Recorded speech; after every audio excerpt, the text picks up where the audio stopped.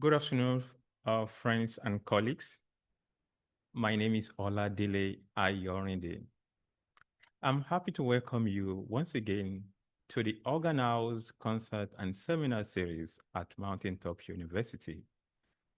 As usual, we are always excited to have everyone, particularly some of our colleagues who have been so impactful and in sustaining this particular conversation. So today's concert and seminar series is a unique one as usual. But today is actually the first week of the month, which is our reading session. And it's a reading session, a unique one indeed, for the obvious reason that you can see and that I'm going to mention to everyone shortly. But I'll come back to today's reading and the context of today shortly. Briefly, for those who are joining us for the first time, this is the Organ House Concert and Seminar Series. The series promotes artistic, scholarly, and professional discourse around music and music study, scholarship, performance, broadly understood as music studies. We deal with artistic conversation, scholarship, archival and digitization initiative across the continent and in Nigeria. We focus on discourses around composition, new forms of composition, artistic and emerging ideas around musicological and ethnomusicological and other forms of scholarly engagement, both in Nigeria and across the continent and across the African diaspora. The business is simply to explore and promote discourse, particularly critical conversations around music, music making, and music scholarship on the continent. Yeah. So by extension, we are also deeply rooted in praxis such as documentation, curatorial practice, and different forms of engagement. And by extension to that, also we have many initiatives that are quite open to audience and scholars beyond Nigeria and Africa, into the global space. We now have what we call the Organhouse International Symposium, International African Music Symposium. The first session was last year. We all know and we've seen the impact of that. So this year we are having the second international symposium, which focuses on African music today. And central to that conversation is Professor Kofi Agawu's 2003 publication, seminar work for that matter, they're representing African music. And that is central to our reading session, leading into the symposium in March, from July 13 to 17, 5 days, here at the Organ House at Mountaintop University in Nigeria. So we are inviting you. The call for paper is still on.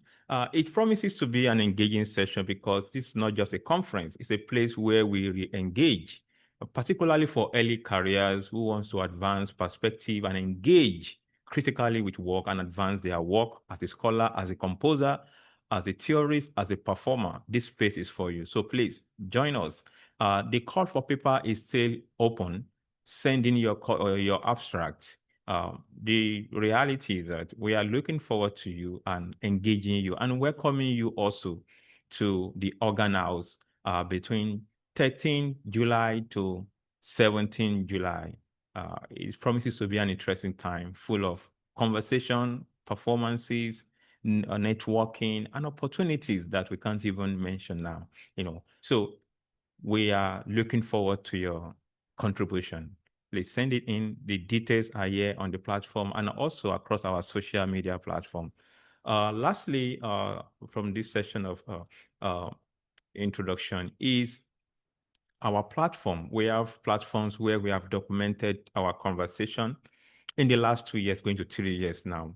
We've had series of interesting conversations which are well curated and documented digitally for open access to promote scholarship on African music, Nigerian music, and African and across diasporic global African spaces. So the idea is to curate and make open knowledge conversations that crosses between history, performance, curatorial work, archives, education, topics wide, quite wide in terms of perspective. So please take advantage of the platforms. We have a YouTube channel dedicated to this. This particular conversation is also going to be on that platform. So please take advantage as we, it's for everyone. It's to curate and make open to promote and solidify education and scholarship on Nigeria and African music broadly. So to return to today's conversation, we are so happy and excited to have everyone back on this platform. And also, today is significant for many reasons. We are having Professor Kofi Agawu himself today is going to lead the conversation. Yeah, the reading session has emerged in a quite interesting way since we started in October 2025. Today, is the fourth or fifth, is the fourth in the row. So we are having Professor Agawu leading chapter 4 of representing African music. Shortly, I'm going to introduce Professor Agawu in more detail. But to start with, Professor Agawu, it's nice. We are so happy to have you here. It's nice seeing you. Thank you so much for joining us today. Thank you. Thank you for having me. Yeah, thank you, Prof. Yeah, so briefly on the series, we started the series in October 2025. Of course, we started with what, as usual, the first session in October was about the book, providing a general overview and situating the book within the context, the contemporary discourse across the globe around education, scholarship, as pertains to discourse on African music, and situating and linking how the perspective that Professor Agawu was engaging 20 years plus are still much very useful and very, very much with us. And even very, very book, as we have argued, is quite engaging and more useful to conversation and even providing multiple layers to discourse and things that are happening today in contemporary world. So from November, December, January, we engage different chapters, of course, which I'm going to run through quickly as a foundation, providing foundation for today's conversation. In October, November, we focus on the introduction. Then in December, it was different because it was the first chapters we explore. And that chapter focused on discourse on colonialism and its impact on African people and culture, particularly the musical arts. Yeah, we engage and review, the emergence of hybridized African cultures, identities, while also engaging ways in which new musical instruments, vocabulary, systems, and institutions were, introduced to Africa, and how this system and vocabularies, disrupted old tradition and creatively facilitated and invented new ones. These were the issues we engaged. I remember clearly this was very, very, very intense in terms of ways in which the community engaged, while also opening new layers, new cans of worms, linking to discourse, contemporary discourse. Yeah. But central to this conversation is ways in which these particular chapters and what it means for engaging and understanding contemporary discourse around decolonization, music education, and emergence of new African music cultures and both of cultures and arts, both on the continent and across African diaspora. Then following, we in the month of January, we had two chapters together, like we are in January. So we explore, discourse around knowledge, as you know, that was chapter 2 and chapter 3. So we explore discourse around knowledge, connection between discourse around invention of African rhythm, the idea of rhythm in African music, and contemporary discourse around representation and decolonization. So in the two chapters, what was vividly and what was so clear was discourse around invention, power play, and how they are rooted and located within the concept of rhythm, and how we communicate these ideas and how it has been recirculated over the years. And what this means, in terms of how we keep perpetuating long-standing ideas, So these were the conversation. And I also remember this also, brought out it led us to another layers of conversation. And in February, of course, we engaged chapter 4. In chapter 4, we discuss issues around structure. Oh, sorry. We are going to, this is chapter 4 now. Sorry, in February. Don't mind me. Yeah. So today is chapter 4. Thank you. It's chapter 4 today. It is February. I was rereading this as no January. We had two sessions in January. So this is February now. So today we are going to focus on issues around structural analysis and cultural analysis, and how the article published in 2006, also speak to the focus of chapter 4. And to us, it makes sense, particularly because this is a technical conversation, to bring in Professor Agawu to discuss this, because some of the technical discourse that Professor Agawu engaged here has been around for years. And for me, the book has this chapter has a definite, uh, position within the book in terms of discourse, and how the chapter strategically brings together issues around power, knowledge, and how to analyze and how not to analyze. So the discourse of analysis centers around power also. The ideas, questions of reading, questions of polymeter, analytical framework, and the contested notion of the standard pattern in African music. So today, we are so happy to have Professor Gao to discuss this. Just by way of introduction, Professor Kofi Agawu was born in Ghana, where he received his initial education before studying composition and analysis in the UK, and musicology at Stanford University in the United States of America. He is currently a distinguished professor at Graduate Center, City University, New York. His books include Playing with Signs, published in 1991, African Reading, published in 1996, Music as Discourse, published in 2008, and The African Imagination in Music, 2016, and On African Music, recently published in 2023. He is a recipient of Guggenheim Fellowship 1991, the Dent Medal 1992, the Harrison Medal 2009, and the IMS Guido Adler Prize 2023. Professor Gao is a fellow of the Ghana Academy of Art and Sciences. He is also corresponding fellow of the British Academy and honorary member of the Royal Music Association. Friends and colleagues, kindly join me as I welcome to the platform, to the stage, Professor Kofi Agawu. Okay. Thank you very much, Dr. Ayorinde. I hope you can hear me Yes, I and can hear see you, me. Prof. I can hear you. Yes. Okay.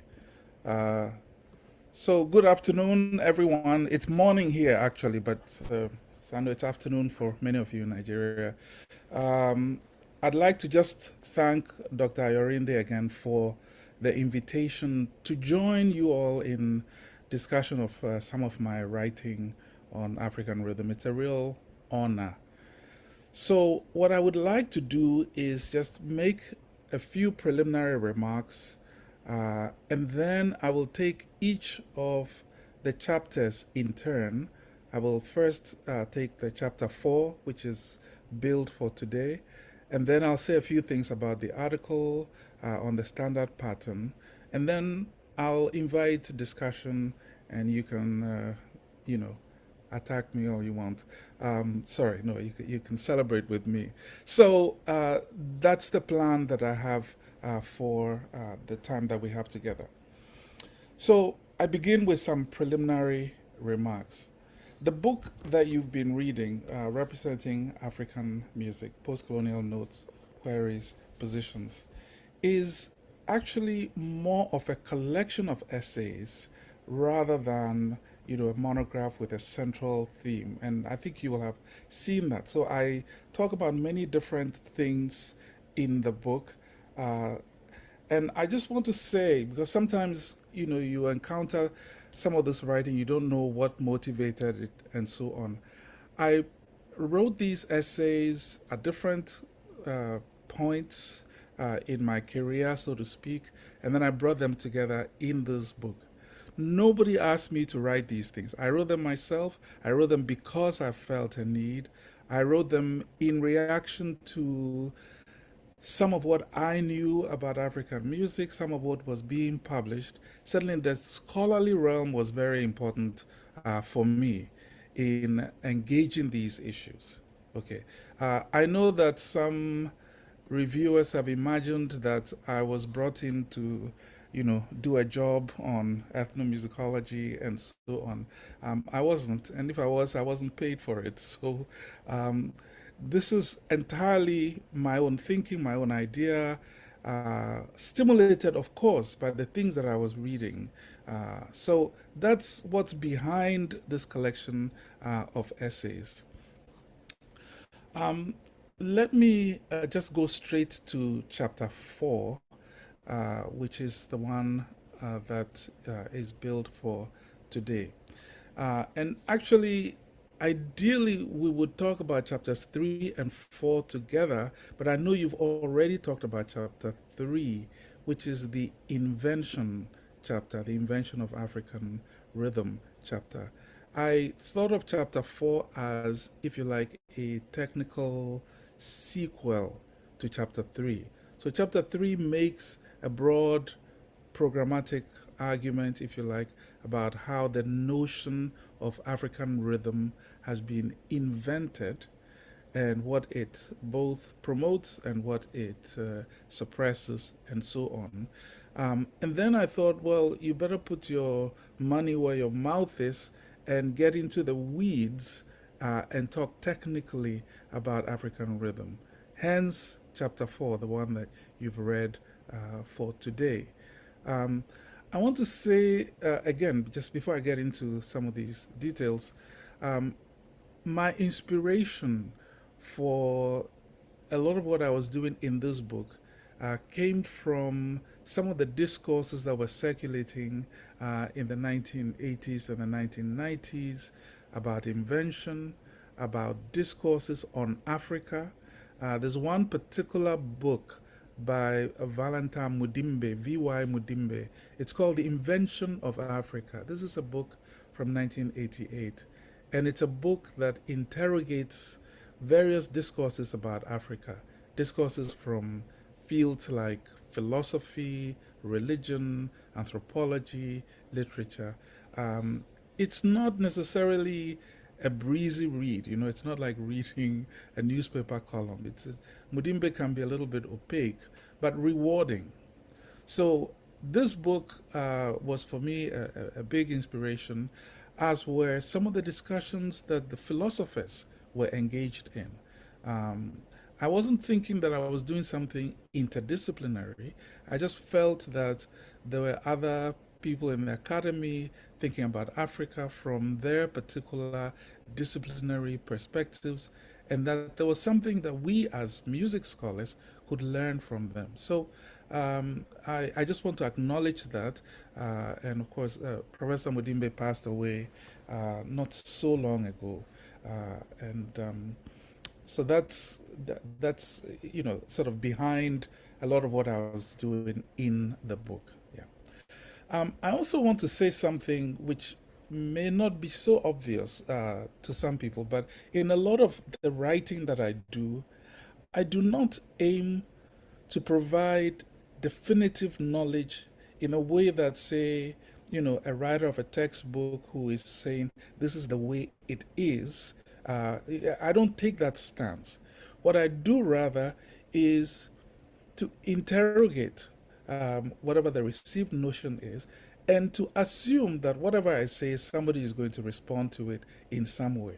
In other words, although I'm not necessarily trying to provoke you into an argument, I'm also assuming that what I say is provisional at the moment, that it will be revised, that it will be, taken up and in other directions that maybe I had not foreseen.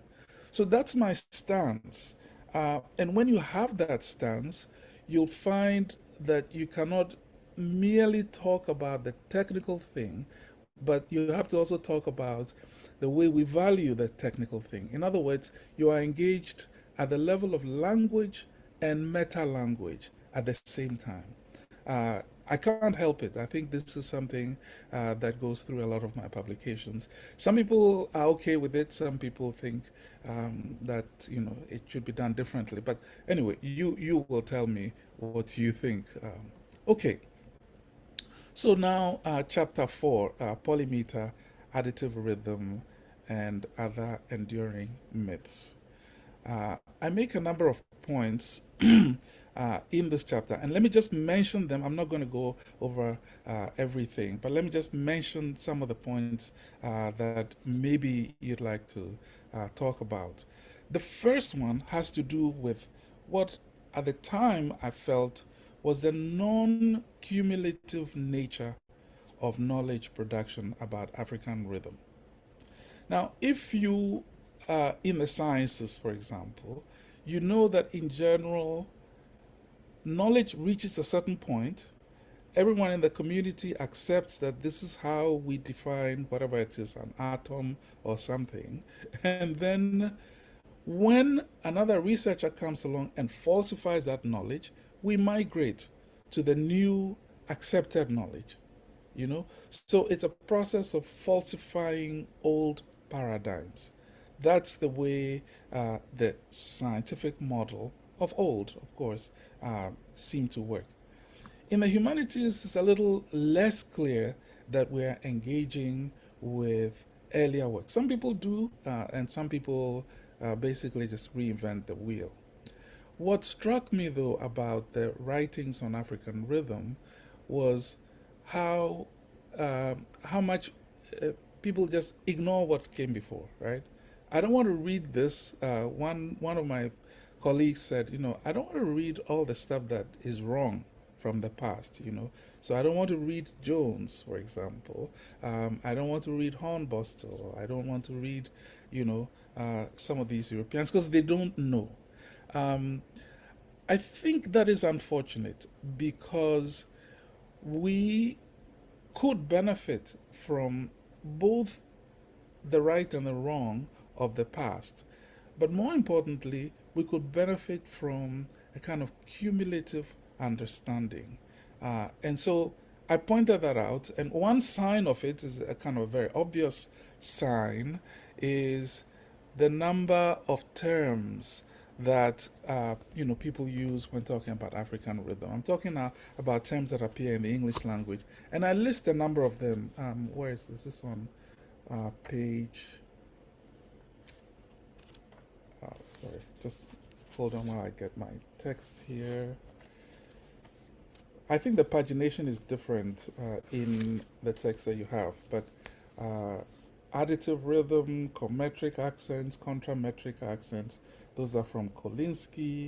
You have things like mega rhythm, mellow rhythm, that's from Meki. Metronome sense is from Waterman, and so on. My claim is that there is a plurality here that is in excess of what we find in discussions in other areas of African music research. I don't know whether I can make that as an empirical claim by saying I've counted every single thing written about African rhythm, but that's the way it seemed to me. If you have a different view, or if you have a counter argument, please do put that forward when the time comes. So anyway, the first thing is this non-cumulative nature of knowledge production, and I felt that there were some losses in ignoring some of the stuff that came before. Then when I got into the actual issues of rhythm, uh, I uh, I made a distinction between polyrhythm and polymeter. So I don't think there is any disputing that in a an ensemble situation, you have instruments playing different rhythmic patterns. Okay, so any of the dances that we know in Ghana, whether it's Agbaja or Gahu and so on, different instruments playing different patterns. But my point, which is not it's a new point. I mean, it's something that many scholars have pointed out.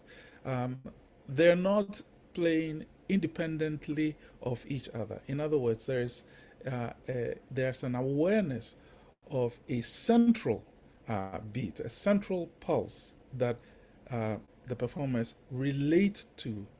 This is what ensures that what they're doing is orderly. And if you are off that pulse, somebody will correct you, you know. Um, so that awareness of the centrality tells you that the polyrhythmic texture that we are talking about, although it is poly, which means it's many, it's actually beholden to a central regulating beat. And that is why, if you saw the examples that I gave in example 4.1, where I have all those timelines, and you'll have to tell me if we have time for musical examples at some point. But let me just assume that we can talk for now. Yeah, Okay, Prof. yeah. Um, so if you look at those examples, I put in a layer of what I call the beat, the position of the beat. And then I show the rhythmic pattern. If you take the rhythmic pattern by itself, um, you may orient yourself in different ways. And this, I think, is part of the problem with a lot of the existing literature, that, especially that, I would have to say, that produced by outsiders, where the pattern, is taken out of context.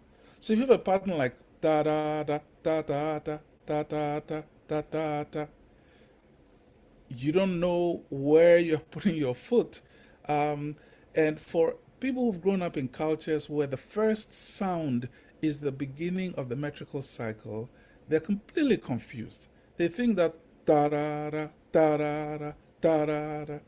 But in fact, in several of the dances that I mentioned, that first sound, that first onset, is not the beginning of the metrical cycle. Da da da da da da da da da da da da da da da da da da, and so on. And if I may just elaborate on that point a little bit, uh, the idea that you have either something called an offbeat pattern or an anacrusis, that is very, very central to a lot of African rhythmic expression. One of the things that eludes people is that if you don't know the dances on which this music is based, then you are missing that choreographic supplement that will unlock the beat structure for you. And this was always an issue, that if you're just dealing with recordings, yes, you'll hear a series of stimuli, but if you embody that sound, if you embody that music, then it will disambiguate the texture for you. There's a lot to celebrate about African rhythmic imagination. I hope it's clear from what I've been doing that this is a celebration of incredible ingenuity in the way that we imagine rhythms in interaction, you know. But you have to get into the weeds and talk about the details, put things in notation in order for us to ground that discussion. That is also my belief. So that's why I use the notation that I use. Again, that's not a claim that the performers use this notation. Most performers do not. But that doesn't mean that there's nothing to be gained from attempting to notate this music. And again, if you have issues with notation, that's something we can talk about. Okay, so polyrhythm. Now, its distinction from polymeter was one of the things that concerned me because polymeter assumes that the different instruments or the instrumental layers are in different meters, right? So you're saying that one is in 2/4, one is in 5/8, one is in 4/4, and so on. That's insane, you know.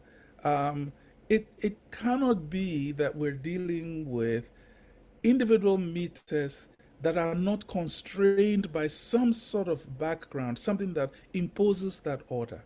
The rhythms may be different. In other words, the actual patterns, the beginning points, the ending points, the length of the pattern, and so on, those may be different, but they are not in different meters. And I'll tell you what I think is one of the sources of confusion about that leads some people to think polymeter. So in music theory, and I'm thinking now about the theory of Ledell and Jackendorf, which is to me one of the most important music theory texts if you're looking for some sort of theorization of rhythm. It's again another slow read, but it's very rewarding. In music theory, a distinction is made between what they call, Ledell and Jackendorf call, a phenomenal accent and a metrical accent.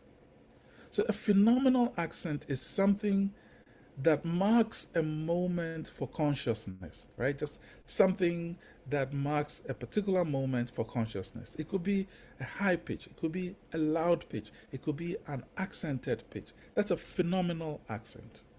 Okay. A metrical accent, on the other hand, is an accent that is indicated by the meter. So if you are in 4/4, you know that you have 4 beats in a bar. Okay, and that is a fixed, if you like, a grid that underpins the music. So you can have a 4/4 where the first beat of the bar is nominally the strong beat, that's a metrical accent. But you also know that in a 4/4 bar, you can put your accents anywhere depending on what kind of playing you want to do. Those accents that you put, let's say you have, this high life pattern, this Sichi pattern, ta, ta, ta, ta, ta, ta. These are not the metrical accents because the thing is 1, 2, 3, 4, 1, 2, 3, 4, 1, 2, ta, ta, ta. You see where the beat is, and then you see where the onsets are. Okay, so phenomenal accents will allow you to talk about those moments marked either with onsets or marked for consciousness. And the metrical accent provides you with the underlying grid, the thing that constrains the music, the things that imposes that underlying order. And I think sometimes there's a confusion between a phenomenal accent and a metrical accent. I think that's one of the sources of confusion, and I thought this needed to be clarified. Okay, so as you know, I'm coming to the end of this chapter now. I give several reasons why I think we should reject polymeter. It may be that some of you have counter evidence, so you'll have to tell me, but I searched for evidence in some of the indigenous discourses for polymeter, and I didn't find anything. I know that Charles Kyle said something after his work, whenever that was, the Tiv. There's a book called Tiv Song, in which he said that some of his informants said they were dancing polymetrically. That was his translation, but it's a fleeting, discussion. It may be that some of you have more of that indigenous discourse you can share. But my claim then in 2003, which you may throw out now, is that indigenous discourse did not support the idea that we were all off just doing our own thing. Me in my meter, you in your meter, and that sort of thing. Meter, right? Not rhythmic pattern. The second thing that I thought was important, and why maybe polymeter should be rejected, was that if dance, and I've already made this point, but if dance is an embodiment of the music, then we would expect to see polymetrical dancing, the kind of thing that Kyle was talking about, but this does not happen. And the third thing is what I also just explained, this business of phenomenal accents and metrical accents, and why they are different and they should be kept, at least conceptually, different. Okay, so polyrhythm, yes. Polymeter, no, is essentially what I did. Then at one point in the chapter, and we're in a scholarly world, so we have to do this, I read closely Alan Merriam, who is well known to anthropologists and ethnomusicologists, who is a scholar, immensely influential scholar, was interested in African music, and he made an argument for polymeter that I thought was a little problematic, but he used an earlier article by Ward to make his point. And what I did, I wasn't trying to be mischievous by any means, but I thought it was important to read his actual words and read what Ward actually said. And there I discovered some slippages that, enabled Merriam, as it were, to invent polymeter when in fact Ward was not talking about polymeter. There are a couple of snide remarks in that section of the paper, maybe of the chapter. Maybe if I wrote it again today, I would do it differently. But there is, that in Merriam, in that text that I talk about, he invents, or he gets Ward to invent polymeter, and I think he needed to be called out on that.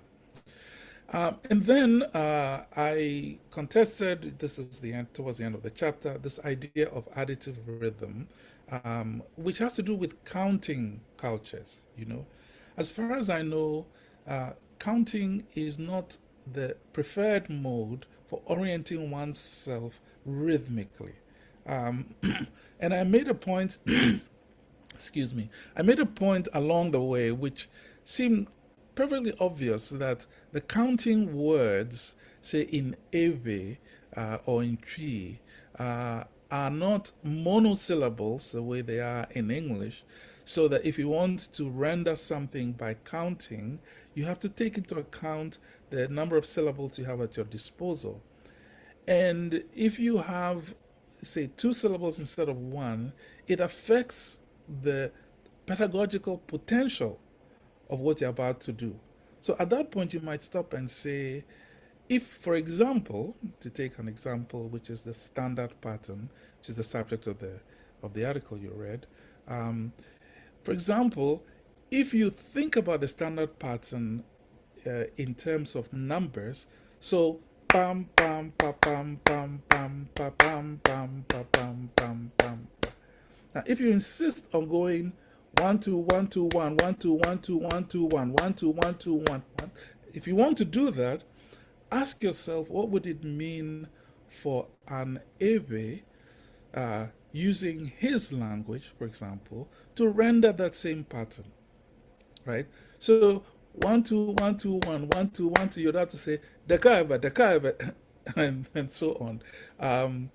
You don't have the same monosyllables as you do in English. So that should be advisory, I think. That should tell you, oh, okay, this seems unlikely, because that's awkward. You wouldn't busy yourself over something that it doesn't lend itself felicitously to that kind of counting. So that might lead you to a different conception of that rhythm. I'll come to the standard pattern in a second. But this business of adding things was a problem. Now, I'm saying all of these things in relation to, if you like, broadly speaking, a traditional repertoire. I'm not saying that you cannot do additive rhythm in your composition. You can do whatever the hell you want in your compositions. That's not what we're talking about. But I'm saying that to understand these traditional repertoires that I was talking about, the additive conception was misleading or was plainly in error. Now, one more thing I should say, and maybe I'll pause at that point. One more thing I should say about additive rhythm. So the opposition that you find in the literature is between so-called additive rhythm and divisive rhythm. Okay, so the additive rhythm simply adds up the quantities that you have on the surface. So 1 2 1 2 1 1 2 1 2 1 and so on. Whereas the divisive rhythm has something in the background that constrains the pattern on the surface. So the pattern on the surface then is heard in relation to something else.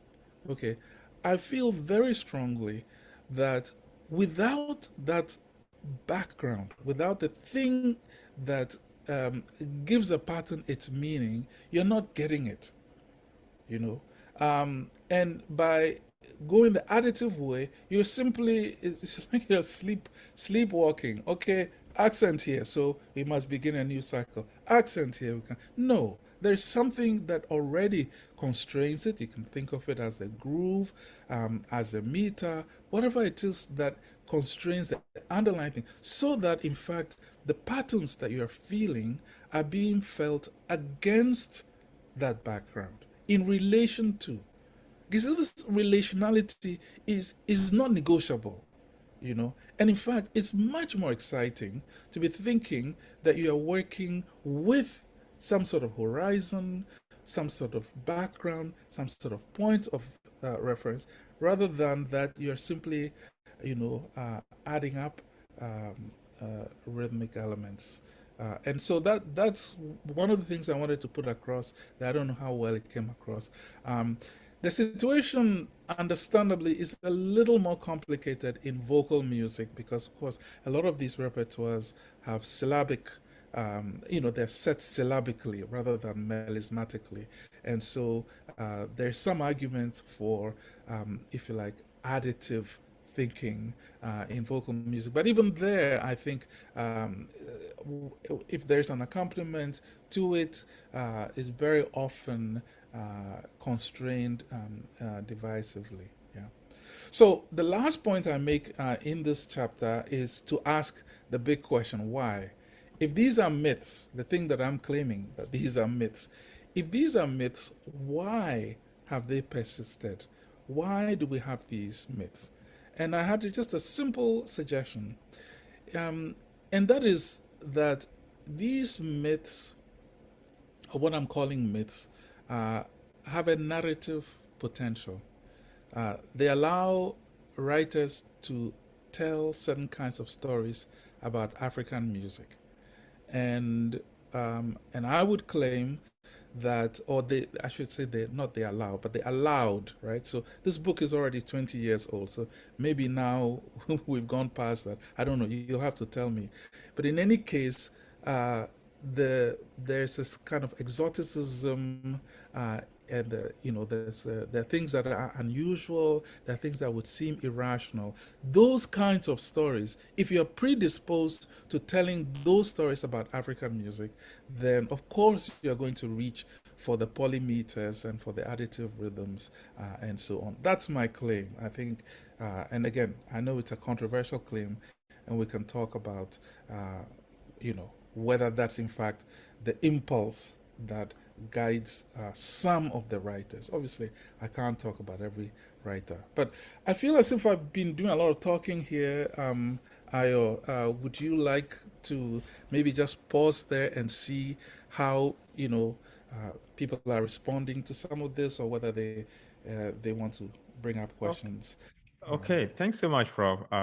Thank you. Yeah, you are still within um the suspected or planned time for your presentation. Yeah, perhaps our friends and colleagues. Oh, first of all, Prof, would you like to play some things as part of? I think that should come first before we invite our friends to I would. because Uh, when we open the platform, I am not sure you will be able to play those things again. okay, so it's going to take me a second to figure this out. Just try this and see. Yes, it's Can okay. you hear Yes, that? yes, I can hear it, Okay. Prof. All right. Very good. So what I'm going to do very, very quickly is just um, play you some sound bites and tell you what they're meant to illustrate. You'll see that they are supplements to what I had in the chapter. So the first thing I was playing you there was a so-called standard pattern, but on the bell without anything else. So just by itself. Yeah.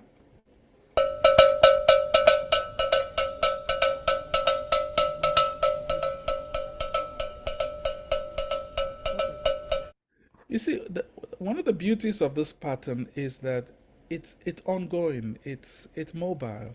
It doesn't give you time to rest, to stop anywhere. And so the elusiveness of the pattern, metrically speaking, is because of this ongoing quality, this ongoing quality. Yeah. It has a very strong kind of anacrusic element to it. It's very dynamic in that way, forward pointing and so on. I talk about a lot of this in the standard pattern thing. But here is the same pattern in an actual context with an ensemble.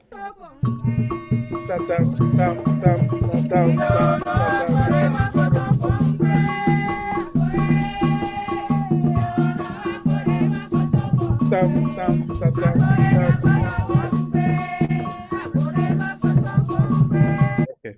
So, of course, when you put it in the context of all the other instruments and the singing and so on, that is where some people get confused. Well, where are we? But it's the same underlying pattern. I'll play you another example from art music, just so you can see how the same standard pattern is used. This is Fred O, a piece which is he calls an etude. Here it is.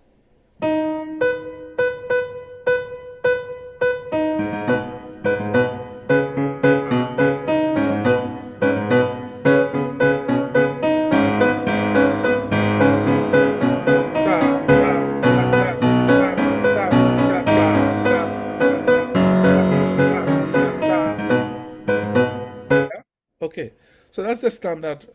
That's a standard pattern. Let me play something to illustrate a polyrhythmic texture, and this is actually something that's made up, so to speak, by David Locke. And so you'll hear a bell, then you hear a rattle, then you hear various support drums, and you hear a lead drum. And I'm saying the individual patterns are different, but they are constrained by a central beat. So this is a Gahu rhythm that this is an exercise that David Locke put together. Here it is. As a bell, beep, beep, and there's a rattle. Amapiano.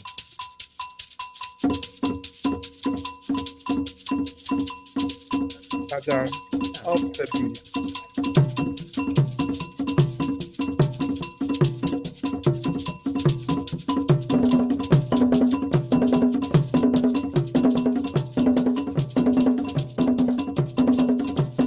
Okay, and so on.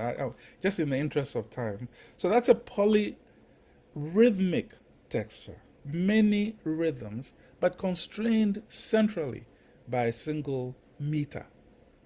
Yeah. And sorry, it's hard to do this on Zoom. I mean, it would be nice for us to just be together in one room and embody these rhythms. But maybe we'll get a chance to do that on another occasion. I think that's probably enough. I'll stop sharing and because I want to hear other people talk. So Thank you so much, Prof. Yeah, thank you. So, at this time, I am also not going to do the talking anymore. I'm going to pass the baton this time around to our friends, of course. So, friends and colleagues, I'd like to invite you to engage perhaps briefly with Prof. Now, Prof, are you still going to discuss the article separately, or we just open it? I I wouldn't mind saying a few things, maybe 10 minutes at the most about the article, although I've kind of adumbrated some of the things. But it would be, I think, helpful if I said a few things about that.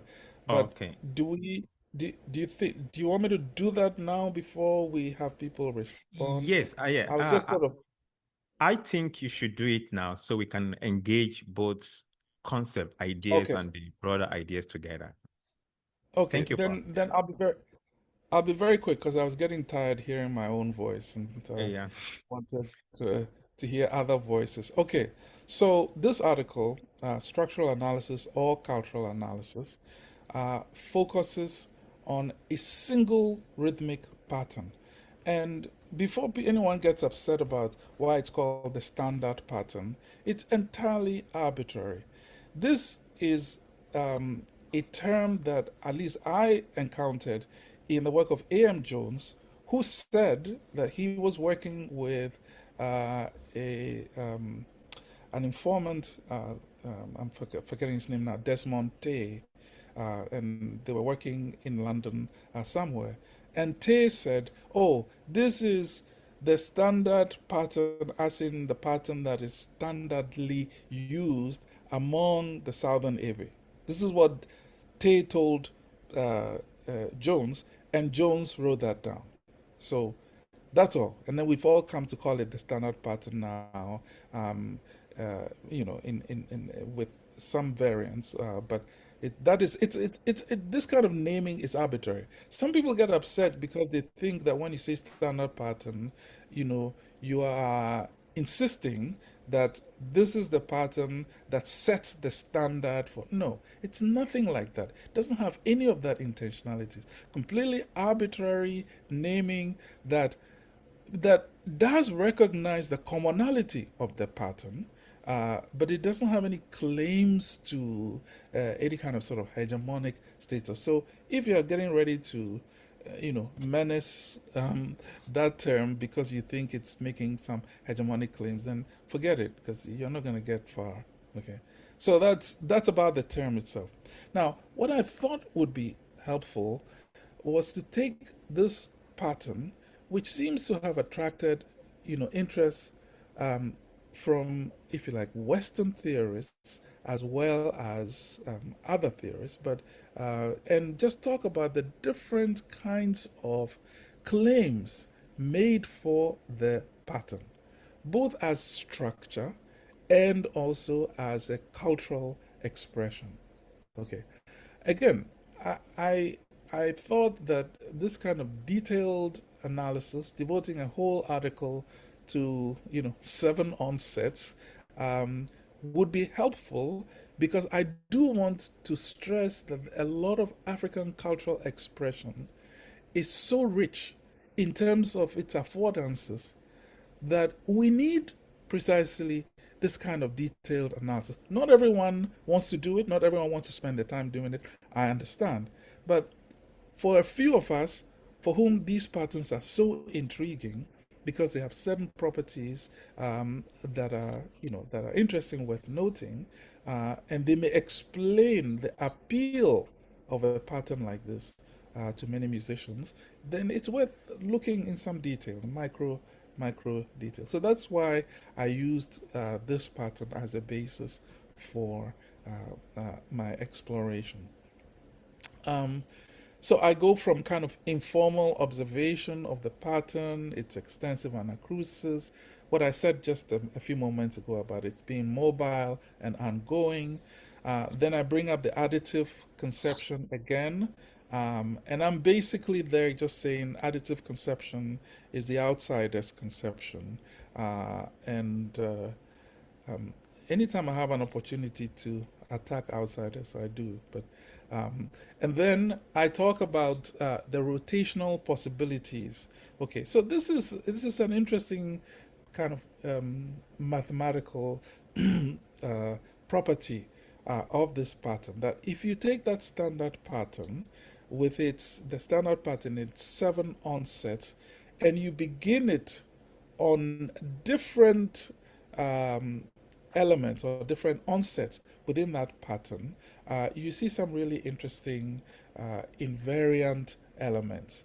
So the pattern by itself is has these underlying, call them mathematical properties, if you like, and just for me, what those patterns point to, something like the maximal evenness that people talk about, the not settling down, the even distribution, the minimality. You remember the standard pattern uses only two values, right? Short and long.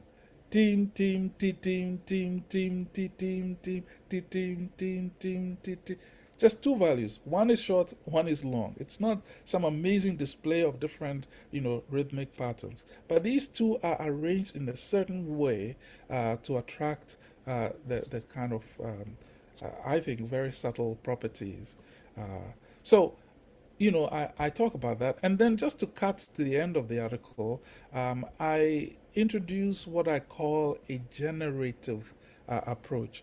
And I put that there because it seems to me that is very consonant with a lot of the way that we think about rhythmic organization in the African continent, even in the African context, I meant, even if we label those as a generative, or use a fancy term like generative. So one example actually of that generative pattern you'll find towards the end of the article. It's my example 11, where I try to generate simply, in a very simple way, the so-called high life timeline. Now, remember, the high life timeline has just these three onsets on the offbeats of beats 2, 3, and 4, right? So if I begin a cycle, 1, 2, 3, 4, 1, 2, 3, 4, and I go 1, 2, and 3, and 4, and 1, 2, and 3, and 4, and 1. So then if I only have the ends left, then it's end, end, end, end, end, end, end, end, end, and so on.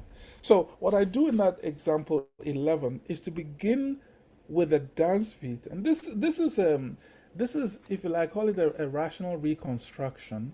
This is, think of it maybe as a pedagogical thing. It's a way of showing you the ecology that sustains that rhythmic surface. Okay, I'm reconstructing this. It's entirely speculative on my part. In other words, I am not reporting a known pedagogical value. Now, here's the thing, though, about pedagogy, which is what I'm thinking about. A lot of African rhythmic patterns are consumed whole rather than atomistically. Okay? We had an interesting situation recently when an Akan drummer was hired to teach at one of the institutions in the US to lead the drumming ensemble. And he would come in and he would play something and then ask the students to play. he would play a longish passage and say, play, or speak the rhythms. And the students were completely confused because they are used to having things broken down into little atoms. Then you add them up to make the pattern. But by not breaking them down, the students, of course, I said they were confused at the beginning, but gradually they started to get it. And the colleague who was telling me the story said that at the end of the semester, when they gave their concert, this was for him the most authentic performance of that Akan drumming that he had seen, because they had learned the patterns holistically rather than atomistically. Okay? Now, Yes, not everyone, wants to do that. Not everyone is able to do that. And of course, there are other cultural trappings that would encourage the holistic listening. Yeah. And what we do in analysis sometimes is we break things down. So, in a way, you could say that analysis sometimes, goes against the kind of holistic learning process. But what I was trying to do or suggest with this generative pattern is uh, to show that there is something that sustains that high life pattern, and you could do that for all the other timelines. There's something that sustains it, and we could make explicit, if you like, the texts that lie underneath the unwritten texts, if you like. You put them in place to help you to make sense. But by the way, just one last point about this generative process. The elements or the stages in that process of generation have to be consonant with known cultural ways of doing things. Okay, so I wanted to make sure that if I say, for example, start with the four beats ta ta ta ta in a cycle and claim that those represent, say, dance steps, then my next step has to be something that is known in the culture. Okay, in other words, or it should be resonant with known cultural ways. So suppressing a beat, for example, instead of ta ta ta ta, 1 2 3 4, so no sound on the first beat, for example, leaving out that sound, that is entirely common, that's entirely familiar. And then the next stage where I'm taking the on beats off, I'm doing exactly the same thing. So in any case, what I'm saying is the generative process, albeit a speculative process, um, should be done with cultural habits in mind, to ensure, if you like, its relevance, its authenticity. So anyway, I think that's probably enough. I yeah, okay, that's enough. If we have time, I can play you a couple of high life examples later on. But uh, this time, I really should stop talking and have Okay. you enhance. Thanks so much, Prof. Thank you. So, okay, we'll invite our friends now. But before that, I'd like to set a few reminders. One, we are going to invite our friends. Please kindly note that we have many people who wants to engage, and I'm quite excited about the engagement, perhaps. Yeah, so let's make it brief, concise, and straightforward, so we can have batch by batch. Let's say like five on the go. Five, five, five, five. Can we do that? Okay, so we have first, we have Dr. Lorati one. Can we take four more to have on the queue? Then we can know how to transition from one to the other as soon as possible. So we have one, Dr. Lorati, then two, where's number two? Okay, okay, we have one. Okay, perhaps we start with that. Then number two, before we go finally into the Q&A, I just want to remind you, yes, I just want to remind you that the symposium that this particular conversation is exploring or going to driving at is actually in July, from July 13 to July 17, the Organhouse International Symposium on African Music. So the call for paper is still on. Kindly send in your call for paper. I think that's the deadline is February 10, I think. Yeah. So kindly send in your call for paper. Again, the symposium is not a conference. It's a place of engagement like this, where you bring your work, we engage, particularly centering on this particular book that we are reading now. So it's creating, relocating, and exploring ways in which this particular book also interject or connects with contemporary work. So we are looking forward to having your work. Look, there's no bad idea. I think about that. Yeah. So please come with your work. We will be happy to engage with you. So check. I'm going to send the links to where you can see the entire call for paper, and you can see the email and send in your proposal. Yeah, thank you so much. It's a 5 days, and it's going to happen here both online and in person at Organ House. Thank you. I will remind you again towards the end. But now let's go to the Q&A session. So yes, let's have Dr. Laurenti first. Yeah. Thank you very much. Uh, it's nice seeing you again, Professor Agawu, and thank you for doing this. It's great that you can talk about all these things and put them in perspective, especially how you brought the book together, your views, the things that prompted you.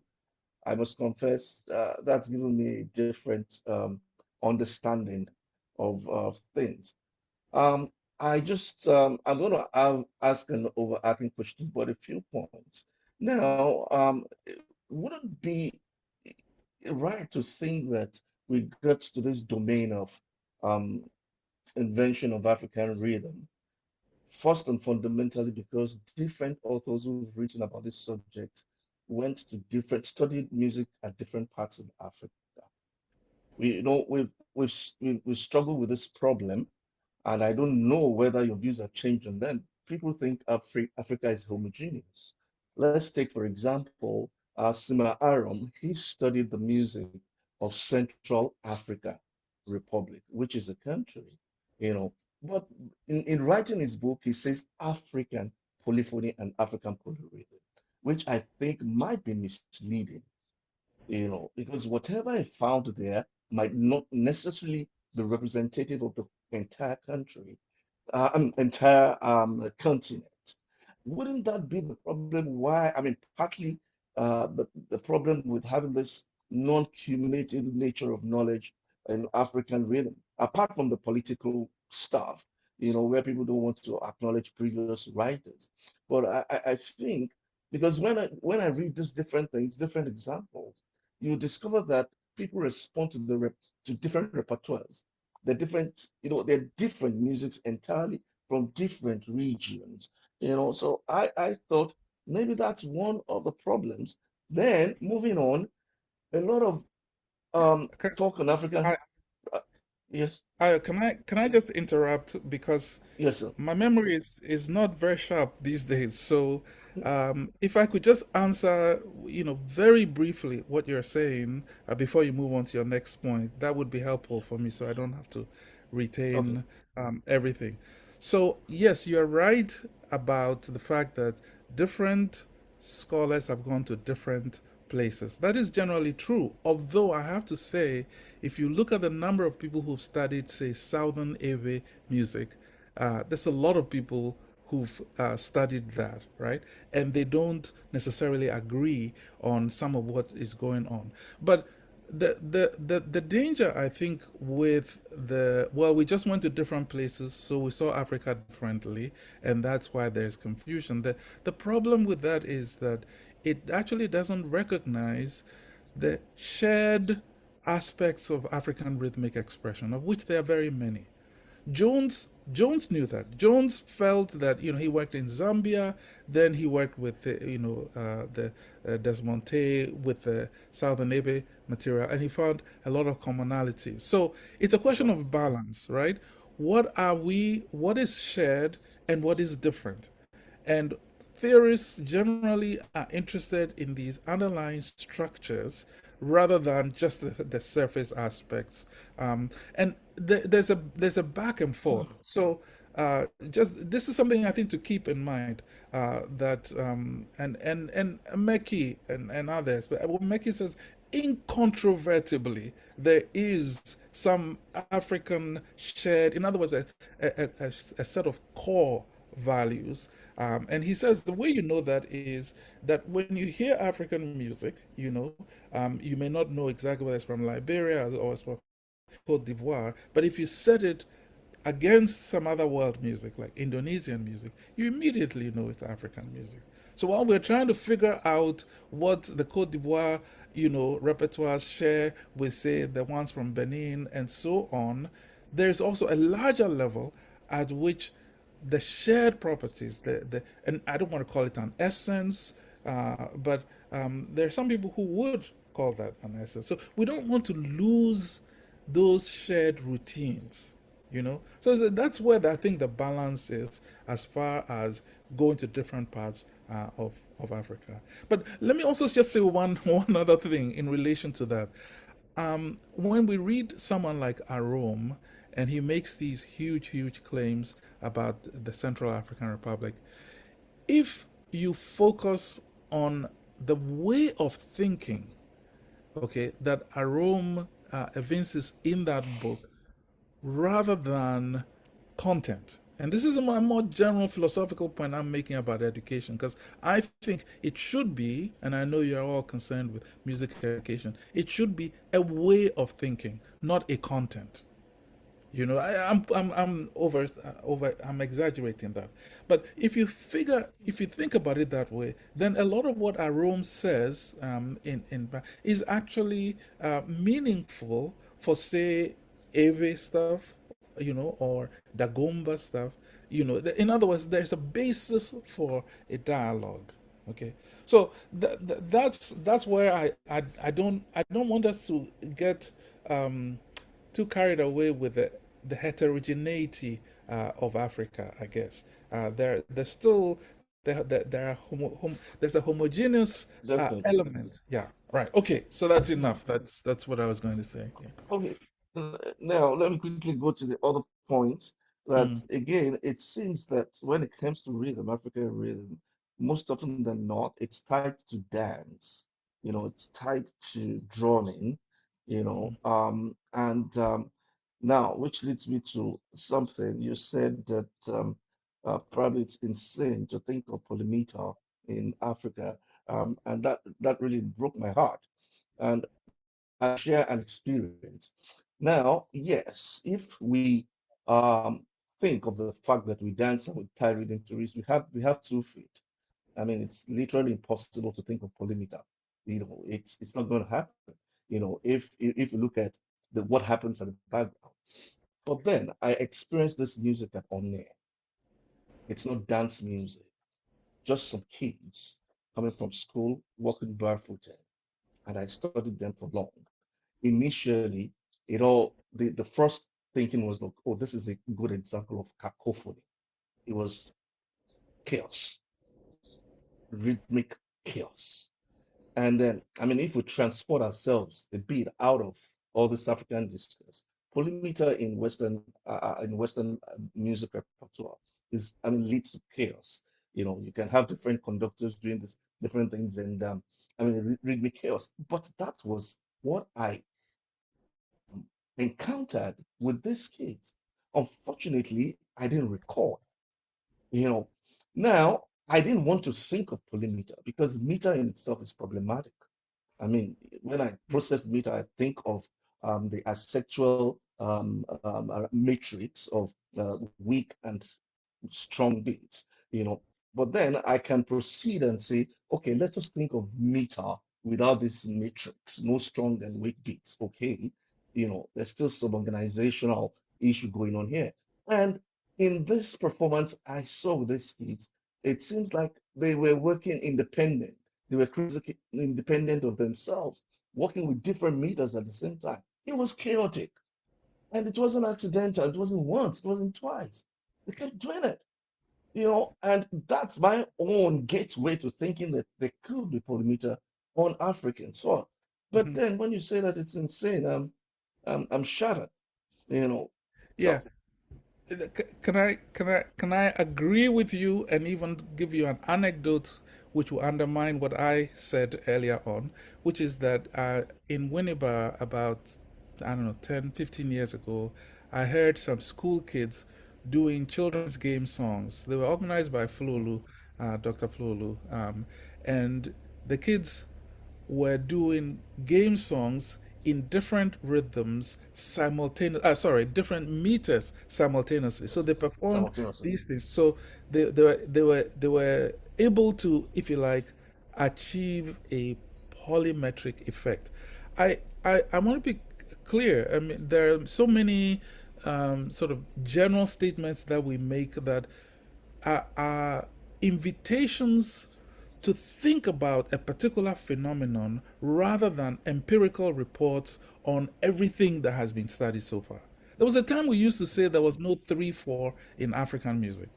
And then Akenyuba pointed out how he encountered, some repertoire. I think it was in Eastern Nigeria that was in triple. So then at that point, you have to wake up and think, okay, what are we talking about? So I think that the one way maybe to redeem part of the statement that broke your heart is to say that for those dances that I was talking about, the specific dances, right, that they were organized in single meters rather than polymetrically. Okay. Okay. But that is not to say polymeter itself is not achievable. No, I think that would be. But and besides, you're a composer, and there are other composers present, and we know that composers will open our way of thinking, open our ears to all kinds of. That's what you do, right? You explore and you freely explore. So I don't want to be heard to say that I've studied everything that there is and I can prove that polymeter is not possible. But the reason that Arome, Meki, Anku, and all others reject polymeter is for the same reason that Anku studied Adwa, for example. He says, no, that's not polymetrical. So I agree with you. I think the example you brought, and the little example that I brought, would show that the polymetrical phenomenon, is encountered occasionally. That I think that's what you encountered. That's certainly what I encountered in Winnipeg. I also did not have a recording of that moment. I wish I had, and I was very Yeah. intrigued by it. So thank you for that. Yeah. Okay. And then related to this again, issue of additive rhythm. As you know, I have been experimenting on the concept of how we can develop modern art idioms from traditional idioms. And one of the things that struck me is the fact that we don't explore the power of speech language, you know. And I discovered that the concept of additive rhythm, should I say, is useful in this thought. And I mean, in engaging the arguments of Nketa, for example, on additive rhythm, what did I do with these examples? I didn't probe it theoretically. I tried to recreate using what it was trying to talk Mm-hmm. about. Mm-hmm. And that brought me into the domain of how to make instruments create vocal lines, write vocal lines. Let me put it that way, and create some sort of different thinking in terms of additive rhythm. And the more I think about it, the more I listen not to dance music, to different um, vocal music from different parts of Africa. The tendency is for me to analyze it using the principles of additive rhythm. And I think, in my own opinion, is something we should happen. You know, maybe the examples of musicologists over time are not valid theoretically, but then maybe we don't even want to call it additive rhythm. We want to call it something else. But Mm-hmm. it's something that we need to probe.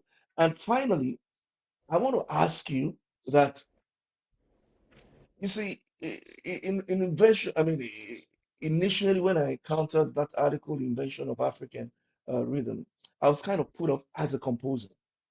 I was not interested in the politics of writers. I was not interested. I was interested in the content of what people were saying.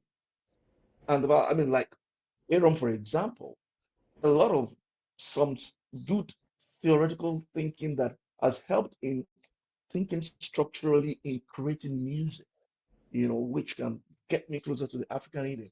Now, what do you think the impact of this entire, you know, kind of worms that you opened up with the arguments on the invention of African has on composers like myself? Because there isn't there the tendency for us to say, okay, look, all these musicologists, they're just saying stuff, it's all intellectual gymnastics. Music is music. Polyrhythm is polyrhythm. Mm-hmm. Uh, Polyphony is polyphony. And then we just take our minds off it. But there's the issue of, even when we have polyrhythm in Africa, polyrhythm is polyrhythm. It happens with some other things happening, which makes it unique to Africa, or maybe unique to Africa. For example, the way we use repetition, the way you use ostinato, and polyrhythm occurring. It's different from the way polyrhythm occurs in Palestine.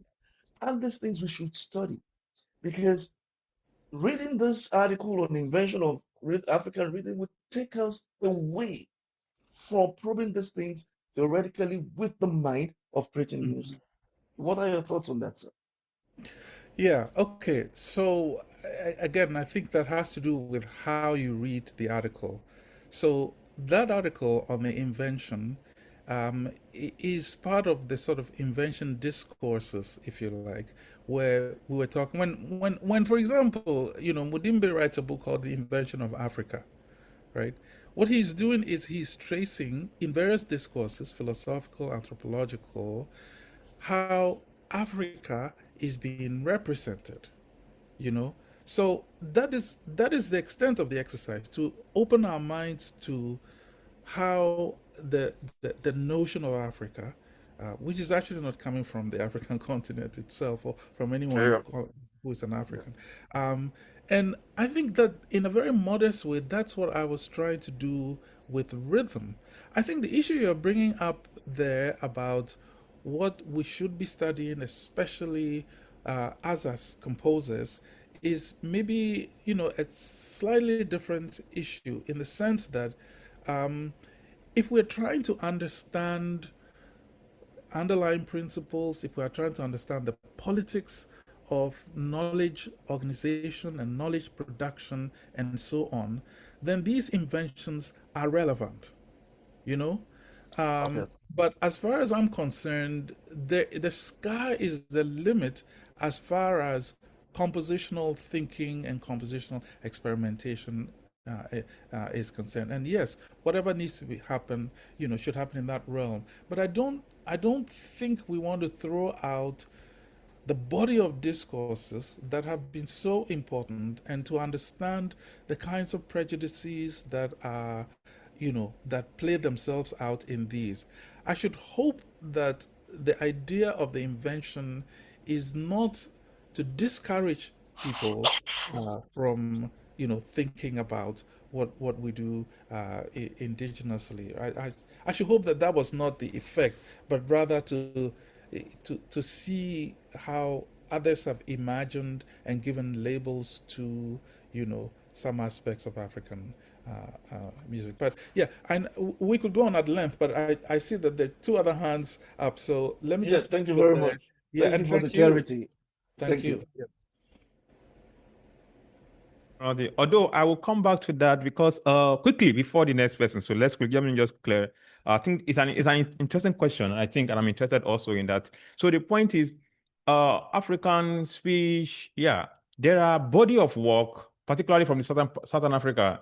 If you check the work of David Roycroft between 1967 to his death in 1997, he has a body of work in that, focusing on speech pattern, theorizing in terms of additive measures. There's a body of work from David Roycroft and also Dave Daggy. They focus on Zulu book, Izikoza's book culture, and also truth singing in South African culture. So yeah.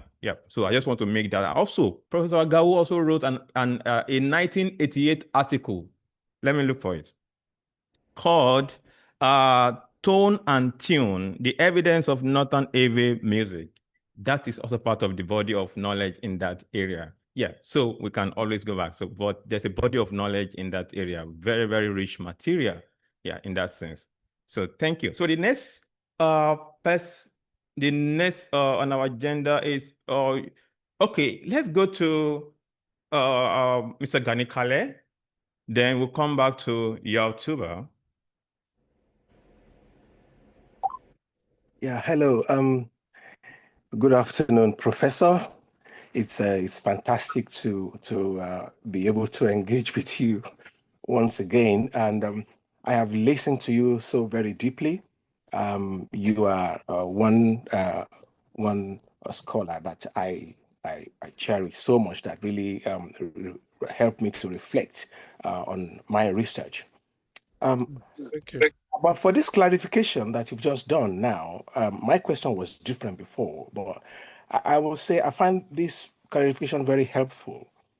What seemed to emerge from the exchange is a crucial distinction between what is empirically possible and what becomes analytically normative.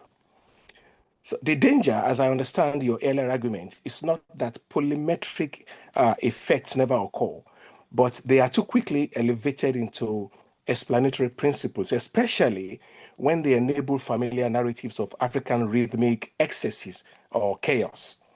So perhaps the real methodological question is this: how do we acknowledge polymetric moments or edge cases without allowing them to displace the underlying shared rhythmic logic that organize most repertoires? In other words, how do we prevent exception from becoming essence? Yeah, well, I think that's a good question, and I think that's just a matter of chapter and verse, right? Because I don't know how how you read some of these theories, but if I'm reading an analytical study, then depending on the kind of evidence that the author brings up, um, if there's a polymetric moment in the way that you're saying, and the author hints at that, then we will, we'll consider that on its own merits, right? On that individual case.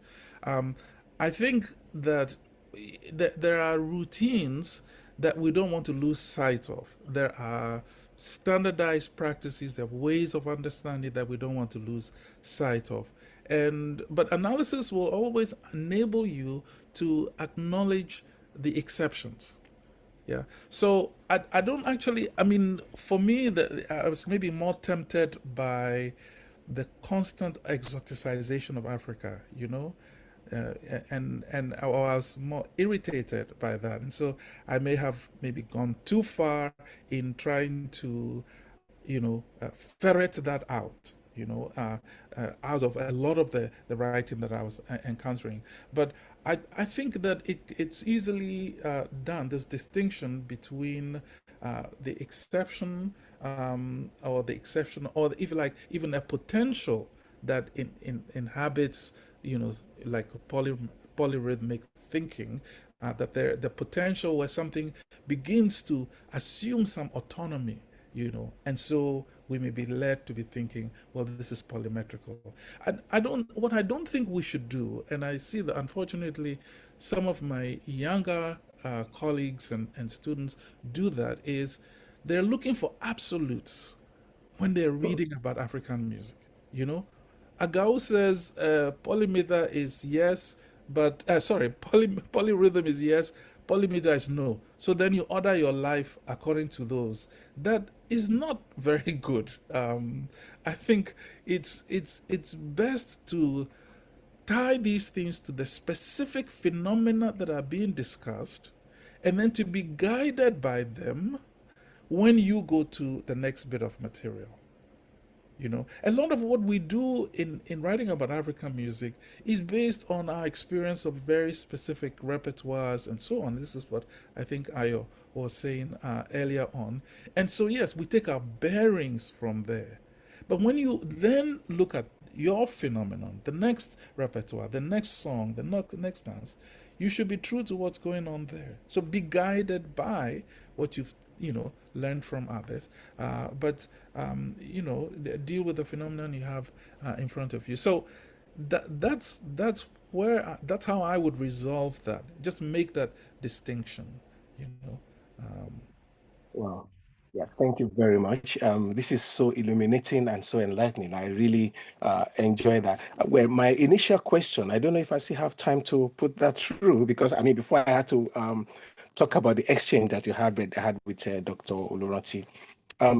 It's like, from your perspective, the issue today is less than these myths simply persist, the myths that we talk about, and more that they have shifted into new forms of mediation.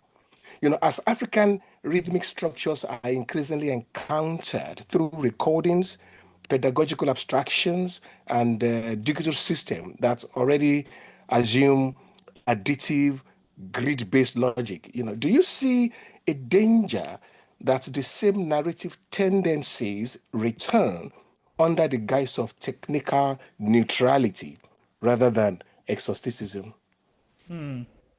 Yeah.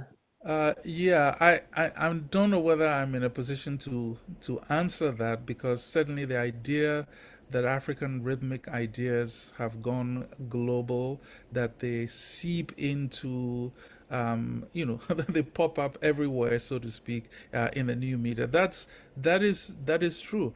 That is too big a question for me, I think, is probably the honest answer, because, as you know, if you're confronting a body of discourses and you want to do it, with some care, in a way, say, for example, the way I went after Miriam, that already is kind of involved. But Miriam is a drop in the ocean, Yeah. and I mean, I guess I have to say I'm a little bit ambivalent about even this confrontation of discourses generally. When I did that, it was because I had been trained in a tradition that said you've got to know what was written before this particular phenomenon, and then if you have something new to say, then you add it to an existing body, or if you think it's erroneous, then you correct it. But some engagement with precedent was not avoidable. Now you come to the ethnomusicological section, and everyone is claiming their piece of territory. So I'm the Northern Ibe guy, or I'm the Akan guy, or and so the basis for discussion is lessened, is muted, so it's almost like I don't know, a Tower of Babel situation. But I felt strongly enough to be able to, try to bring some of these discourses into some sort of engagement. I like Ayo's been using that word engagement, into some sort of engagement. And that's maybe in some ways that's the anxiety that underlies a lot of what I'm doing. But yes, I think, I mean, the issue you're bringing up about, the sort of global thing, as I said, it's too big for me. I don't know how one can, deal with it. I'll leave that, I think, to the younger, to you, the younger scholars. How is that? I am very, very, very humbled by this response, sir. Thank you very much. I don't think I want to ask any more questions. Thank you very much. Thank you. This is so, so, so, so elevating. Thank you. Thank you. Yeah. Okay. Thank you. Can we have your? Yeah, your. Please, let's have you. All right, thank you very much. Um, I'm really impressed and inspired by this session. Actually, I heard of Professor Kofi Agawu when I went to Winneba, but actually I couldn't meet him. I think he wasn't there anymore, and I really heard a lot about him. And also, I would like to ask if the recording will be available for us, and maybe how we can access it. Thank you very much. Okay. Yeah, thank you so much. So if that's your question, yes, yes, yes, capital yes, capital YES. So I mentioned at the beginning of this session that this weekly seminar series, the organized course and seminar series, it is done with the aim of curating conversation and making it available to scholars in Nigeria, Ghana, Nairobi, everywhere on the continent and across the world. So you are at the right place, asking the right question. So just check kindly check the chat. The link has been dropped, the YouTube link, where you have this, we are going to have this particular session, and more than 100 sessions that we've had in the last 2 years. 121 sessions, documentation, engagement for your for your work, and also kindly share across with friends. So please check it out. Also, you can also join us in July, like I mentioned. You can also join us in Nigeria or virtually. Just send in your your proposal if you want to present. And if you're not presenting, fine. You can still join us. Professor Agawu will be on ground, more fully physically on ground at Organ House, and other scholars that will be open and be available to engage you, whatever you are working on. Thank you so much. So, do we have more questions? Kindly raise your hand and let's see, so we can invite you. Can I just add one more little thing to the response that I made to Ayo earlier on, Please. Professor Please. Oluranti, which has to do with the disciplines. I know that music education is something, at least Ayo, you told me the other day that there's a lot of interest in music education. And I just want to remind us of how educational systems kind of segregate our activities, the ways in which they do, the way they shape the kinds of questions that we ask, and so on. I think that if you're a performer, you perform. There are many things that could go into that, but essentially you perform. If you're a composer, you compose. If you are a scholar, you do scholarship. And with all of these things, there are priorities. One of our biggest challenges, I think, is the kind of, if you like, disinterested production of knowledge geared only to understanding rather than to practical application. You know? So, in other words, for me, if I'm trying to understand the standard pattern, I'm just assuming that my task for that moment is how can I produce the richest, most rigorous, understanding of this phenomenon, allowing that different people will appropriate that discourse for their purposes, whatever they are. So a composer may think, oh no, that's not very helpful to me. An analyst may come on and say, oh, that's helpful to me, and so on. You see? But if you assume that the production of knowledge is already geared towards some practical end, that's just an assumption, and that's a different kind of scholarship. And I just wanted to make that clear because I feel that, and especially in the exchange with Professor Oluranti, that's where I felt it the most. That as much as I started off, like many of us, composing music, and then at a certain point, I realized I didn't actually have the killer instinct to make it as a composer. But there are bodies of knowledge which I think can be helpful, which do not attempt an application or what I would say is a premature application. In other words, to set the thing up as, let us have the fullest understanding of this phenomenon.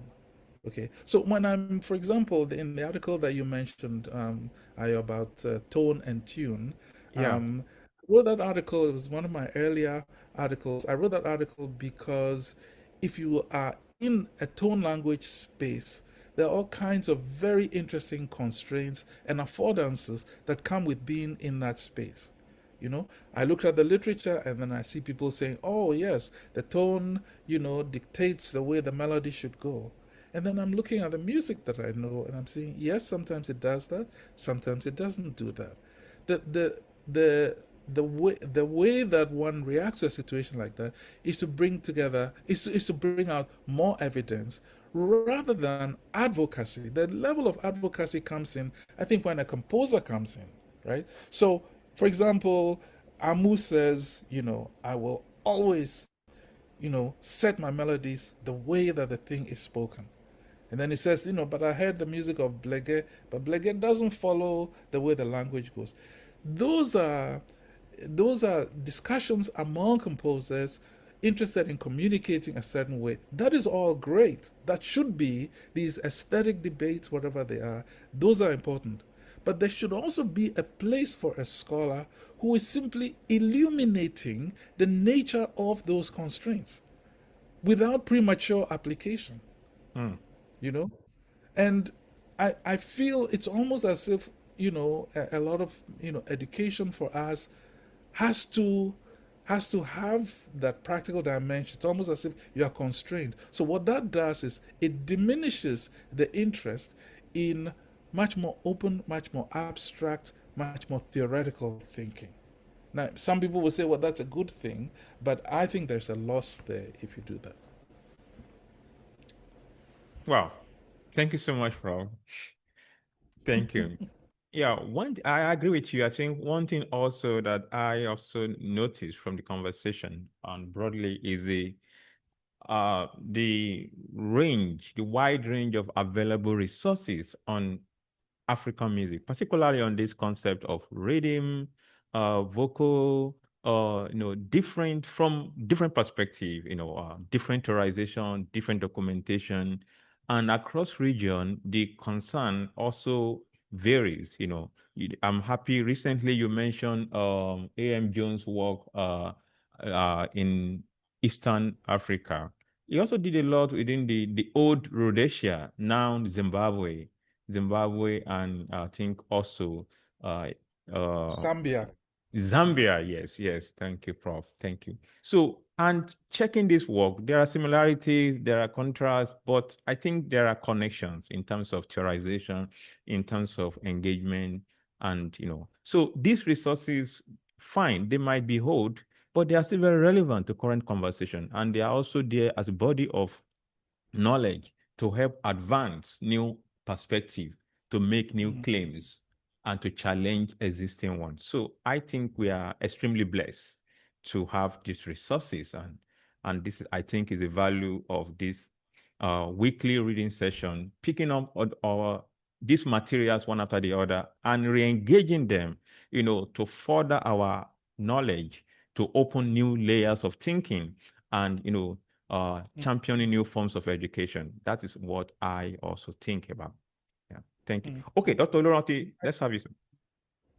Yeah, if there's nobody else, this might not be directly related to this discussion, but since Prof right into that, this issue of um, writing melodic lines that honor melodic contour of the spoken language, and you said something that struck me, that it's a conversation that should take place between composers on how they approach these things. It's a matter of aesthetic, you know. Um, don't you feel we should take it more seriously? Because I mean, from my own experience, adhering to the contours of the language goes beyond aesthetics. It is one thing to be able to analyze a fugue, for example, you know, um, and understand different parts of the fugue, dissect it and things like that. But when you now set to write a fugue yourself, you now get into the pool of the restrictions that you are up against. Then you start to think of the structural wall within which you're operating. The same thing if you're writing a piece of harmony, according to the principles of functional harmony. You're working within certain principles, structural principles. These things go beyond matters of aesthetics, you know. And one thing I've observed is that when you are writing a melody using a language that is tonal and you want to honor that, it takes your brain into your creative brain into another structural space where you have to start thinking differently. And I observed that each time you do that, you get a different result. a different result, just like you get a different result when you're trying to write your contrapuntal lines according to the rules and regulations of fields, you know. And let's think again. In the other in there are there's songwriting principles. When we think of accents in the normal text and things like that, then the musical accent. These are things that we teach and becomes kind of rules. But something I think can make us very unique in Africa to create some type of melodies. We're treating with, it's a matter of aesthetic. If you just want to do it, you do it. And of course, we all know why we say that. Most people writing music because we are we are products of the Mozartian schools. We know how those melodies, move, and then we have some sort of rhythmic harmonic rhythm going behind our minds. You don't want to, you don't want to give, you don't want to lose that. Rather than trade that off, you just forget about the language. But I think it's time for us in Africa to start thinking about this thing beyond the matter of aesthetics. It's a structural tool. A So, structural tool. so I think I'm in complete agreement with you about the importance of language. Language as sound, lang- and language as sense, right? I'm in complete agreement with that. In fact, a number of my early publications were, there was advocacy for language. So my first book on African rhythm and Northern Abe perspective, had a lot to say about the rhythm of language. Of course, that's the part that people ignored, because, as one person said, well, we can't really, appreciate the niceties of this because we don't know these languages. Okay, so the plurality, this gift of multilingualism that we have on the African continent now becomes a bit of a liability, because someone is saying, well, I don't know Yoruba, so I cannot appreciate the fine aspects of what you're saying. Okay, but that's beside the point. When you say it's structural rather than aesthetic, I completely agree, that it is important. I feel that language, not just as tone, but also as rhythm, this is absolutely crucial. Okay, so it's not, you don't just take your contours of melody, but the underlying rhythm with which you say those words has to go with it to retain, that authenticity, or at least for it to be correct to start with. Now here's a problem we have. When you let in tonality, and I've written about this, when you let in tonality, you might as well kiss goodbye to your languages. Because what has happened is that the tonal resource, if you're still going to be writing ones and fives and so on, which in all the churches on the continent now, and the Christian churches, it's there. A lot of the popular music is there. Once you accept that resource, you have effectively uh, given up on some of not just the melodic resources that you have in your spoken language, but even some of the harmonic things, that are not beholden to functional tonality. You've given up on those. So if we're going to restore that structural basis that you're talking about, then we have to look at some other things that are interfering with that structural basis. And I feel that our tonal systems, for example, we have to talk about them, because there's a clear pre-colonial tonal system, and then there is the tonal system that is imposed that we now take for granted. We love organ music, we love doing our resolutions, and so on and so forth. And so suddenly, there we are. We're caught, I think, in a bind. Again, we could go on at length about these things. Just one little anecdote along these lines. So, I've mentioned Amu. For me, Ephraim Amu, who's quite popular in Ghana, I guess some people also know him. If you listen to the way he sets his texts, you see that more than many composers his generation, and certainly more than Kitia and others, he captures something of the spoken language, not just as tone, but as rhythm. So it says Yeah. esrom miele, esrom miele. It's exactly how you would say it, you know? And so a lot of the memorability of the music comes because it communicates in that, if you like, unmediated way, you know? On the other hand, he's a composer. So he plays with things, you know. So yes, he may start off with, if you like, the correct rendition. He'll play with it, he'll manipulate things, and so on. I mean, that's why I think that when you open the compositional, can, you're opening a world of possibilities. Yeah. You know, Yeah. those are different concerns, I think, and that's why I'm just sort of insisting on the difference. But I agree with you that that there is a wonderful resource there that we need to regard. So anyway, I see another hand is up. Yes. Thank you, Prof. Thank you, Prof. Okay. So we have Mr. Gani Kali. I think we have you again. Yeah. Let's have you, sir.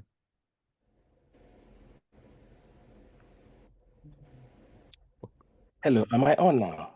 Yes, you are on, please. Great. Yeah. Wow. In fact, this is fantastic. What I find especially valuable in your final remarks, sir, is the insistence that scholarship's primary responsibility is illumination rather than application. And that distinction feels crucial, particularly in contexts like African music studies, where there is constant pressure for immediate pedagogical or compositional payoff. So, what this conversation has clarified for me is that analysis does not compete with practice, nor does it prescribe it. Rather, it creates the conditions under which practice can make informed, responsible choices. In that sense, um, I would say this model is a form of scholarship that protects theoretical thinking from premature instrumentalization, while still leaving it open to future appropriation by composers and performers and educators and technologists. So, for those of us working now with new forms of mediation, I think this is a powerful reminder that our task is first to understand structures rigorously before deciding how or whether to operationalize them. This is something I'm taking away here, and I think it is so fantastic. You've just given me, you've done something. This particular meeting has really, it's benefited me a lot. Thank you very much. I just want to drop that in. Thank you for saying that, and I should just also acknowledge that uh, the institutions in which we work may enhance, a particular way of doing scholarship, as you know. I've been lucky in a way with working in institutions where essentially, you just get on with it. No, nobody tells you what to do. And so I'm, it's been a privilege for me to be in that situation.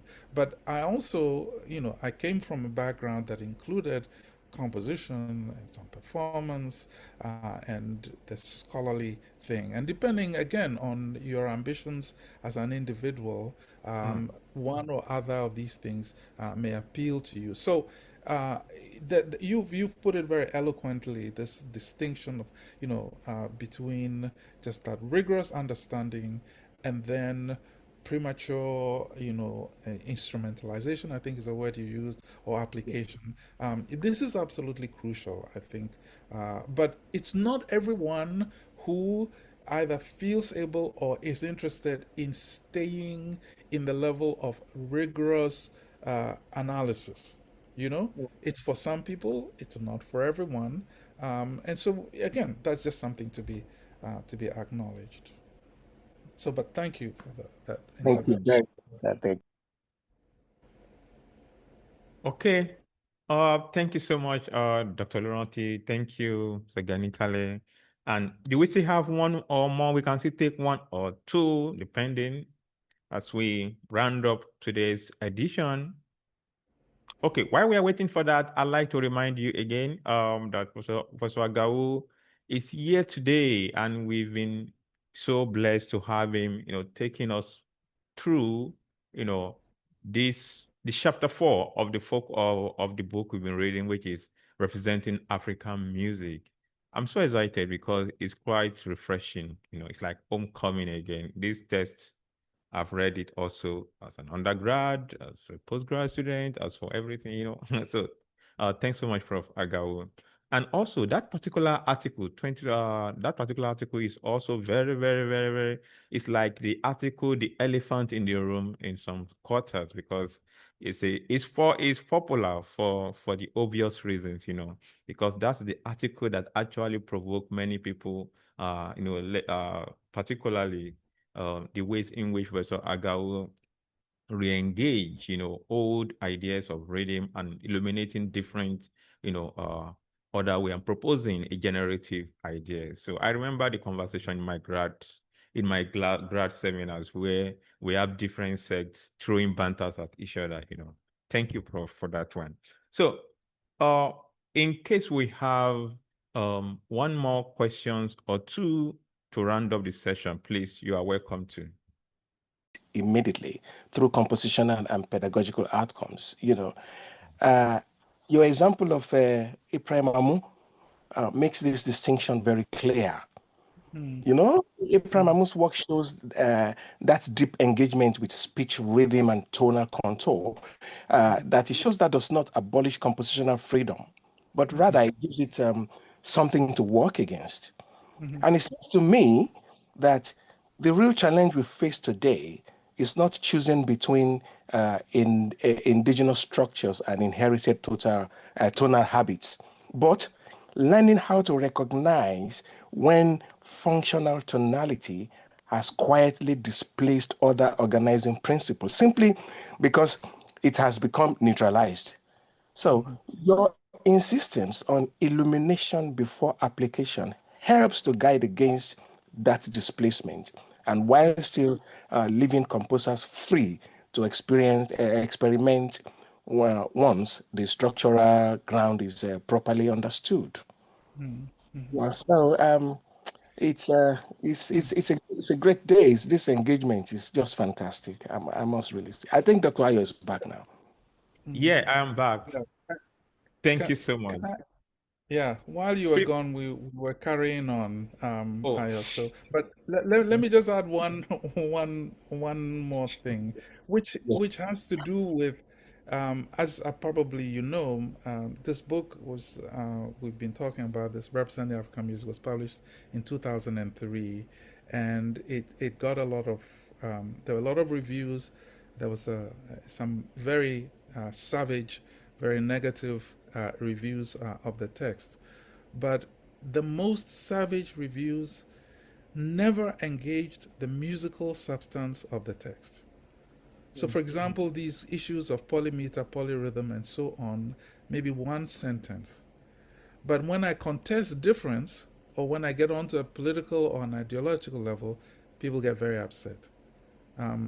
And this was interesting to me. So we were not having a debate about language. There's a chapter in it which you'll probably read called African Music as Text, which I thought was kind of interesting. It involves some of the things we were talking about, that Ayo was bringing up about language and so on. But a lot of that just was set aside. But when I said, there's nothing like difference, or difference is a construction, then, you can be sure that people are going to get in your case. So I mentioned that in a way, again, because I feel that we should continue to make room for confronting these, call them structures if you like, or for just understanding. It could be a little lullaby, it could be a little children's game songs, and I'm all for putting those things under a microscope and showing what's going on there, because you really, until you've done that, you won't see the full riches of our heritage. I'm sorry, I'm now beginning to sound a little nationalistic here by talking about uh, our heritage. But I mean, it's incredible what children's game songs, the kinds of things they do, sometimes metrically, sometimes all of those things, are worthy of consideration. But you only do them by looking closely, by examining them closely. But if you want to make it, a discussion about ethics and that sort of thing, well, then yeah, that's kind of easy enough. But we know that music poses its own challenges in terms of representation. Yeah. And I would like to think that we confront those challenges head on, see what's possible and what's maybe not so possible. Wow. Well, so what is worth taking away from this is that restoring indigenous structural understanding is not about rejecting compositional freedom, but about ensuring that freedom is exercised with clarity about what has been displaced, naturalized, or forgotten. This is great. Yeah, Thank you. yeah. Okay, thank you so much. Do you see further points? Okay. Yes, I think uh, at this point, okay, before closing it, Professor Agawu, do you have perhaps a final note or some things to get No, us going? just a word of appreciation. It's not often I have this discussion. Yesterday my class was on 18th century rhetoric in music. So to switch and come back to brothers and sisters and students and colleagues and people who are thinking about African music as composers, as scholars, as performers, and so on. It's really it's great. It's very refreshing, and so I thank you for the opportunity. Um, Thank you so much, Prof. We appreciate your kind, acceptance and creating time for this and leading this in very, very important chapter today. Thank you so much, Prof. Of course, we are looking forward to the big deal, which is the symposium in July. So it's been an interesting one today and is a kind of pointer to the kind of engagement, exchange we are going to have in July. Yeah, so I'm so happy and excited about that. And also the reading session continues next month, which is so next month is what chapter? Can somebody answer on the platform? What are we reading next month? What chapter? This is me now doing tests after a class, after a seminar. Yeah. So we are doing okay, thank you so much, Dr. Omosun. Yeah. So we are doing chapter 5 next month. So please get ready, get the continue, and we are waiting for more engagement next month. And also, of course, remember the Organhouse Scholars and Seminar series continues next week. And next week, guess what? Let me should I open the the secret now? So we are having one of Africa's current contemporary, is it advocator? Yeah, advocates for African pianism and African art music. So we're having Dr. Rebecca Omodia next week at the Organized Conference Seminar Series. It's going to be great. She's going to play and discuss some of our recent discovery, exploration, particularly within the discourse of African art music, and specifically within the notion expanding, creating insight from artistic work into the idea of African pianism. Please, next week, join us for that wonderful conversation. Invite friends and colleagues. So back to today's um, point. So we want to thank our friends and colleagues who have taken out time to join us, and also for your consistency, in supporting us, in finding time, joining the conversation. We really appreciate you for this. Thank you so much. Thank you for your time. We look forward to engage you more. Then, in closing, please kindly sending your proposal. And for those particularly, early career, it's a workshop, it's a symposium. We are looking forward to engaging you. We are looking forward to knowing more about your work and how, we have scholars, we have mentors, we have, scholars who can engage with us. And yeah, we are so excited about the opportunity to come together as a body from anywhere across the world, in person here or online, then to join this conversation. These proposals are in from across the globe, but also if you are here to send in your proposal, kindly do so anytime before February 10. Yeah, we are going to have series of workshops, composition, analysis, different. It's going to be an interesting moment, very creative, scholarly, and also, yeah, 5 days of engagement, of refreshing, conversation. So thank you so much for today. Thank you for joining us. And for Professor Agawu, I say thank you. Thank you so much. Thank you for your Thank you. time. Yeah, yeah. Thank Thanks you. for the encouragement. Thank you so much, Prof. Okay. Thank you. All right. Yeah, yeah. Bye-bye. So, friends and colleagues, the conversation continues. Join our YouTube link and let's continue the conversation. Thank you so much. Bye. See you.